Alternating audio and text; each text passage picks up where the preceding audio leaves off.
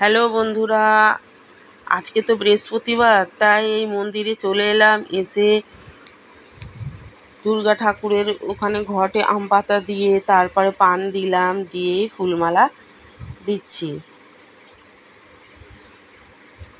আপনারা কেমন আছেন?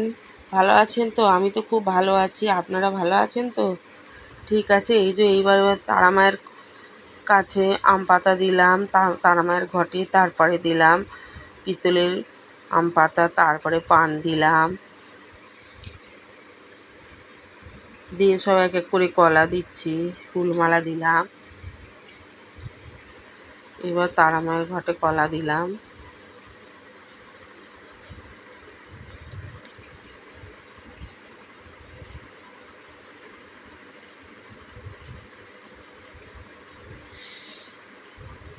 তারপর লক্ষ্মী গণেশের ঘটের মধ্যে আম পাতা দিলাম, তারপর আমের পল্লবের পিতলের পল্লবটা দিলাম, তারপর পান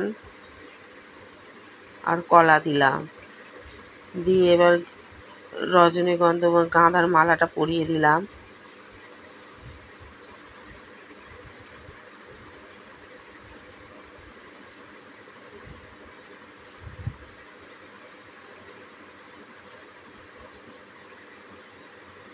তারপর এবার মনসা ঠাকুরের ঘটের মধ্যে আম পাতা দিলাম।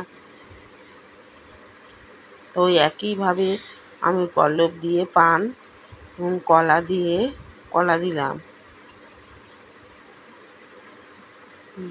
দিয়ে জবার মালা মনসা ঠাকুরের গলায় পরিয়ে দিলাম।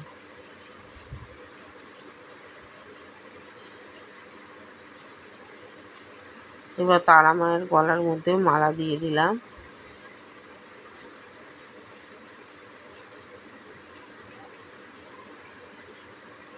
এবার ছোট ধনলক্ষ্মীর গলায় মালা দিলাম, তারপর বাজার রং বালির গলায় মালা দিলাম, তারপরে দেওয়া হলো সরস্বতী ঠাকুরের গলায় মালা। আজকে তো বৃহস্পতিবার, তাই মালা তো আনতেই হয়। এই গুরুদেবকেও মালা দিলাম, টগরের কুঁড়ির মালা। তারপর দেখুন বন্ধুরা কেমন করে সাজানো হয়েছে। সব সাজিয়ে এক এক করে ফুলমালা চাপিয়ে দিলাম। ফুলমালার পরেও ফুল দিয়ে ভালো করে সুন্দর করে সাজিয়ে নিলে, ওই যে শিব ঠাকুরটা খুব সুন্দর করে সাজিয়ে নিলাম।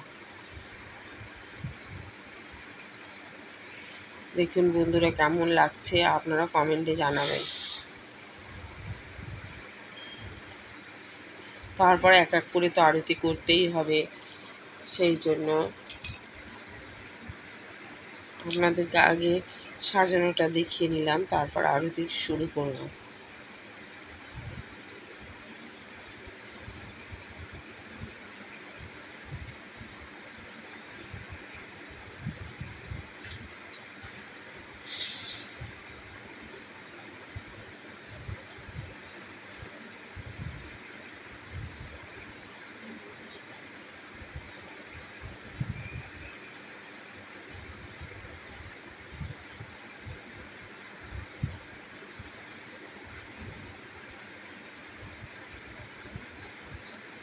যে আরতি আরম্ভ হয়ে গেল।